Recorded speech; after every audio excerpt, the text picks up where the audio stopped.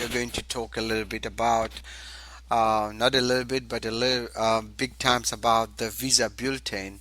And as you can see here, the visa bulletin for June 2016 it was out last week, and I didn't have a chance to really kind of comment on it. But today I'm going to comment on it. It's really bad for India, very very bad. India, even China is not that bad, but China seems to the EB2 and EB3.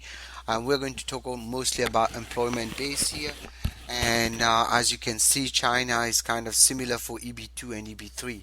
As for other countries, it seems like they're moving pretty well. In fact, even EB3 is almost current. And if you look at the chart of the processing time, I'm not talking here about the acceptance time. As you know, there are two charts that goes in the visa bulletin now.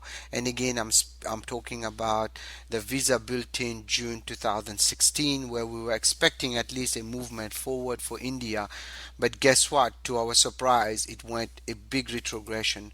We were not expecting a retrogression. At least we were expecting maybe something stagnant, status quo, but it moved 4 years behind, and this is really bad. It's almost the same now as the EB3 for India. So folks, I know a lot of people now are totally frustrated. They have no clue what is happening. Some people are calling it even the Trump effect, and it won't surprise me if that's the case.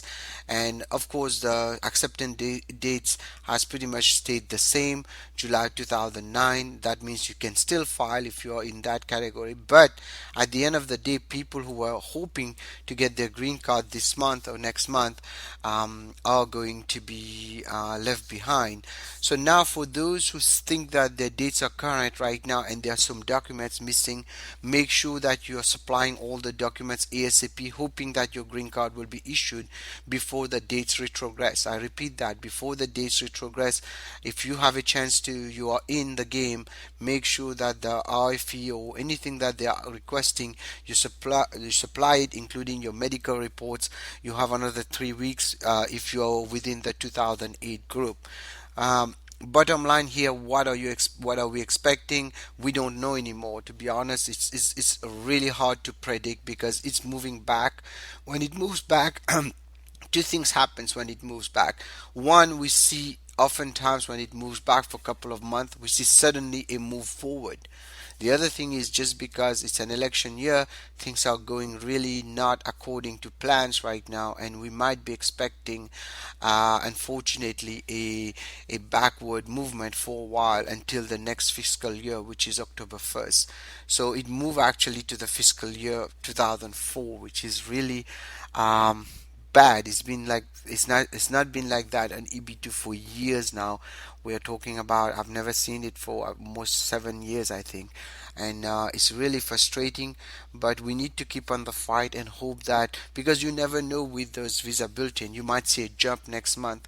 So let us hope things are going to get better. But until then, for India right now is bad news. As for family base, it seems like it's moving at the normal pace. I didn't see any sudden movement backward, unless I'm mistaken, but I've been focusing on the EB2, and India is really like someone was saying a couple of days ago, it's a Trump effect, it seems, and the whole system is crumbling over us right now. So let us hope, and people need to keep pushing to move those visa built in, especially for India. And we have petitions online, etc. So please sign them.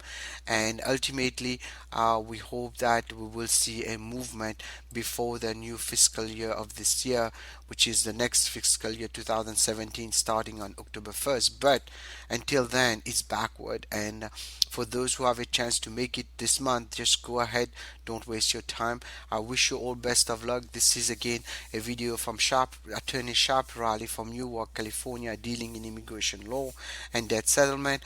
And if you need help with any of your immigration matter, whether it's H1B, L1, EB1, EB2, EB3, please give us a call, 510-742-5887. Anything I'm telling you today is for educational purposes only. We should not act or refrain to act solely on the information provided. And